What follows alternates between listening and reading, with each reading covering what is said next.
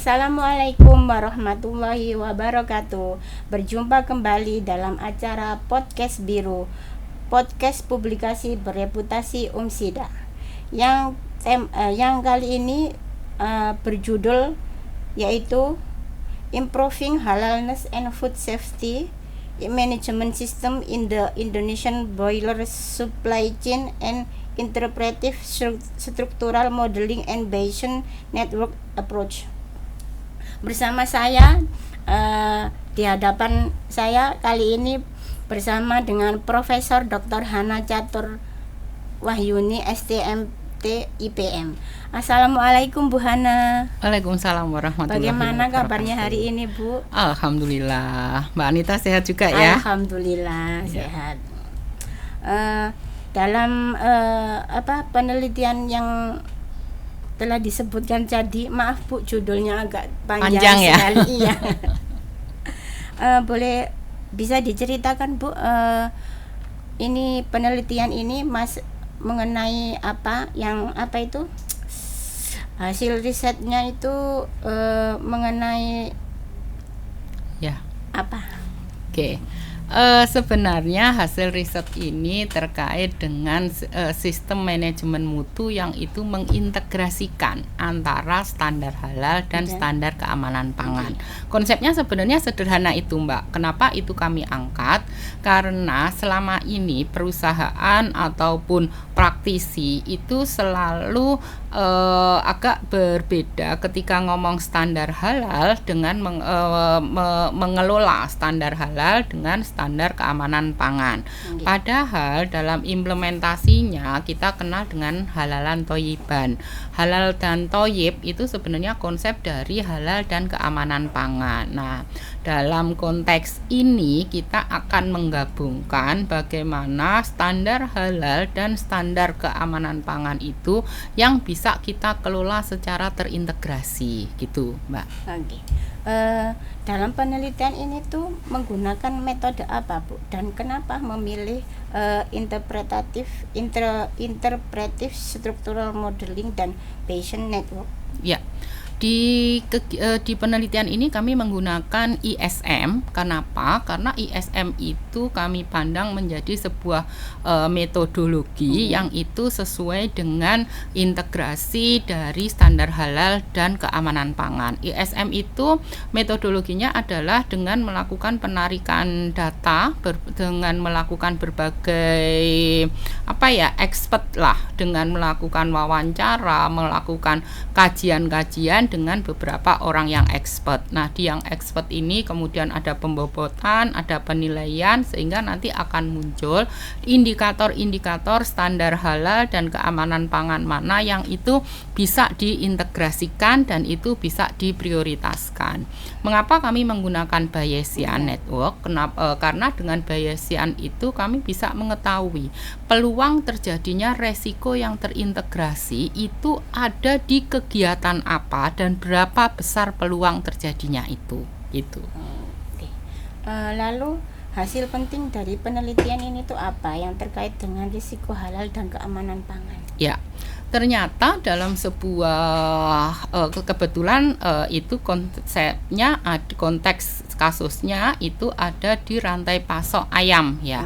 Nah, rantai pasok ayam itu melibatkan banyak pelaku. Kalau selama ini itu kita selalu memandang bahwa ayam itu halal dan ayam itu ketika diolah itu aman untuk dikonsumsi, tapi dengan penelitian ini kita jadi tahu bahwa ada kegiatan atau ada titik-titik kritis tertentu yang itu bisa merubah ayam itu dari halal menjadi tidak halal untuk dikonsumsi, dari aman menjadi tidak aman untuk dikonsumsi. Misalkan dalam proses distribusi ayam, rantai pasok ayam itu kita bisa lihat pada proses penyembelihan ayam. Ayam sendiri sebenarnya halal, tetapi ketika tidak disembelih dengan cara-cara sesuai dengan syariat Islam itu akan merubah menjadi tidak halal.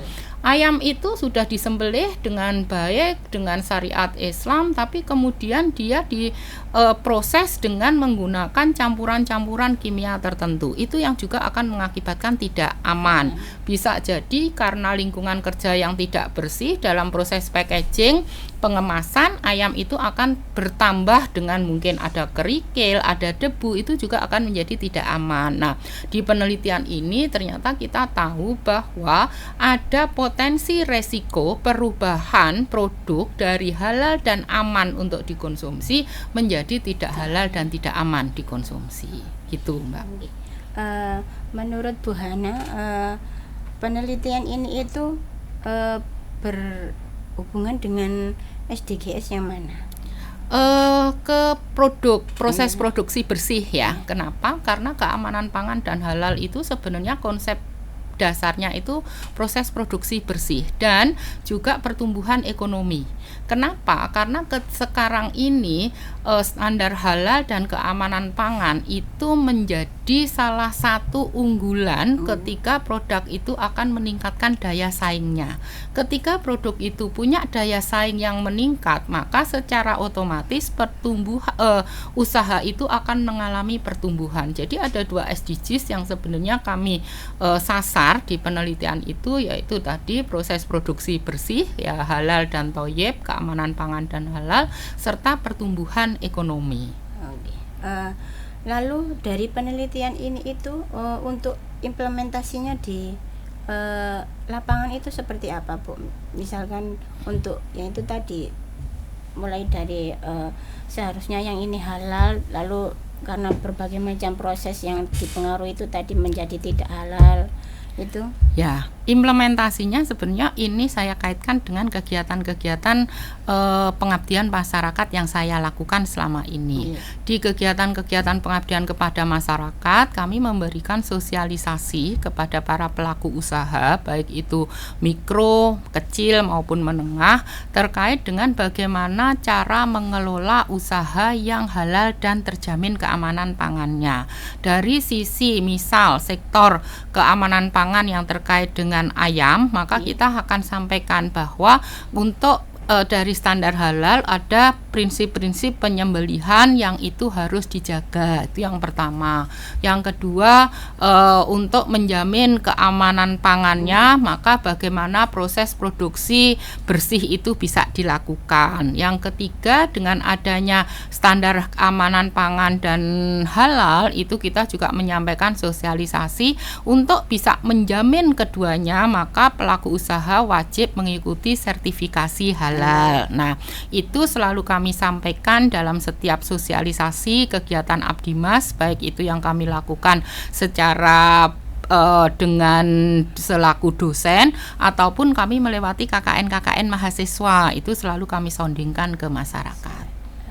Lalu ini yang terakhirnya, adakah statement closing dari Bu Hana untuk mengenai produktivitas tentang kehalalan ini dan keamanan bagi masyarakat luas ataupun khususnya yang mendengarkan podcast Biru Perpustakaan? Oke. Untuk teman-teman pendengar semuanya podcast Biru Perpustakaan, dari hasil penelitian ini kami ingin menyampaikan bahwa mengikuti syariat Islam itu terkait dengan halal dan thayyib itu menjadi yang utama bagi kita selaku seorang muslim. Yang kedua, halal dan keamanan pangan itu merupakan sebuah hal yang harus terintegrasi sehingga kita bisa mengimplementasikan lebih efektif dan efisien untuk meningkatkan produktivitas dari usaha kita. Dan yang ketiga, untuk menjamin keseluruhan ini, saat ini pemerintah sedang menggiatkan untuk proses sertifikasi halal. Ini merupakan salah satu langkah yang bisa kita gunakan untuk menghindari potensi resiko terjadinya perubahan status dari halal menjadi tidak halal untuk dikonsumsi, dari aman menjadi tidak aman untuk dikonsumsi. Mungkin itu Mbak Anita yang kita juga harus sekarang mulai peduli ketika akan mengkonsumsi baik itu produk makanan atau pada suatu tempat, karena halal itu sebenarnya sekarang itu tidak hanya di ayam aja, tetapi ada pariwisata halal, ada macam-macam lah ya, ada logistik halal. Nah, itu butuh kepedulian kita semua untuk bisa menjaga halal dan keamanan pangan ini tetap terimplementasi di kehidupan kita. Wah, Itu. sangat menarik sekali. Terima kasih kasih, Bu Mbak. atas pemaparan singkatnya. Semoga bermanfaat bagi sahabat perpustakaan yang telah menyimak ataupun mendengarkan podcast biru kali ini.